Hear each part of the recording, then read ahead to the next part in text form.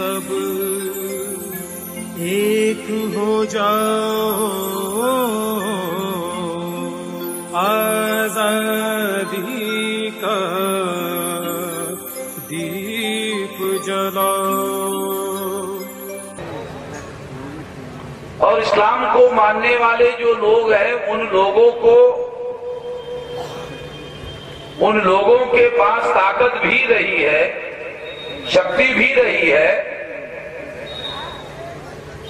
इसके बावजूद भी एक बात हमने देखी कि हमारे देश में बहुत सारे मजलूम हैं, उनके साथ न्याय नहीं हुआ। अगर उनके साथ न्याय नहीं हुआ तो निश्चित रूप से वो लोग ये बात कहते या कहने के हकदार है कि उनके साथ न्याय नहीं हुआ, और ये उनके कहने का हक है। अब ये क्यों नहीं हुआ? होना जो चाहिए था वो नहीं हुआ। वो नहीं हुआ, क्यों नहीं हुआ? क्या उनके ईमान में कोई कमजोरी थी? क्योंकि अगर ईमान में कमजोरी है तो जिसके ईमान में कमजोरी है वो मुसलमान कैसे हो सकता? ईमान जिसका कमजोर हो वो मुसलमान नहीं हो सकता। मेरे ख्याल से देखो, संस्कृत भाषा में ये जो ईमानदारी शब्द है, भारत के भाषा शास्त्र में जो ईमानदारी शब्द आया, ईमान अरेबिक शब्द है, ये संस्कृत भाषा का शब्द नहीं है। संस्कृत में ईमानदारी नाम का शब्द नहीं है। पता नहीं आप लोग संस्कृत भाषा के ज्ञानी नहीं है, थोड़ा आप लोगों की भी जानकारी में बढ़ा दूं। आप लोगों के सुनने से मेरी जानकारी बढ़ी, तो थोड़ी जानकारी मैं भी आप लोगों की बढ़ा देता।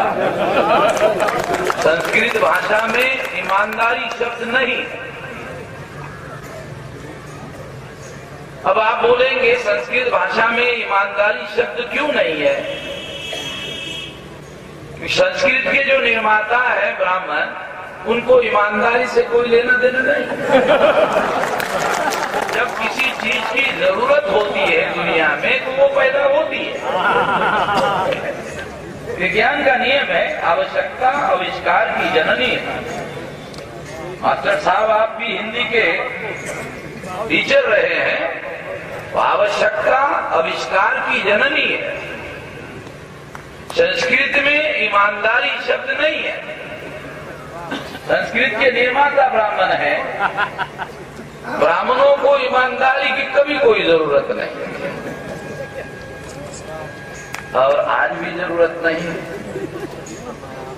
ये भारतीय भाषा में ईमानदारी जो शब्द है, ये ईमान से बना हुआ शब्द है। ईमान से ईमानदारी, ये जो भारतीय भाषा को आप लोगों की, इस्लामिक लोगों की, अरेबिक लोगों की देन है। क्योंकि आप बहुत सारे रेफरेंसेस दे रहे थे, तो ये भी एक रेफरेंस आपके जमा खर्चे में जमा कर दीजिए, भविष्य में बोलने के लिए आपके उपयोग में आएगा। तो जो लोग जो ईमानदारी जिनको बिल्कुल जरूरी नहीं है, उनकी वजह से इस देश में बहुत सारे मजलूम पैदा हुए, उनकी वजह से। और वो मजलूम आज भी है।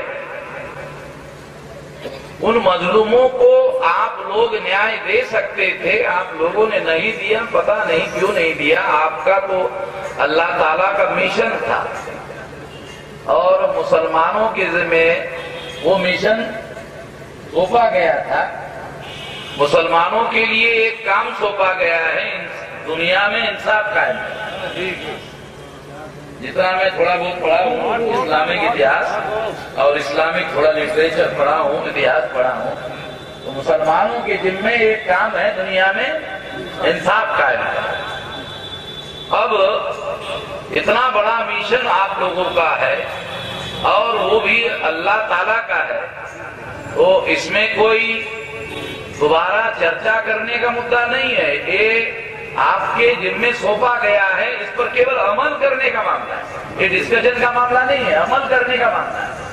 अमल करोगे तो निश्चित रूप से उन मजलूमों को फायदा होगा जिनको इंसाफ की सबसे ज्यादा जरूरत है।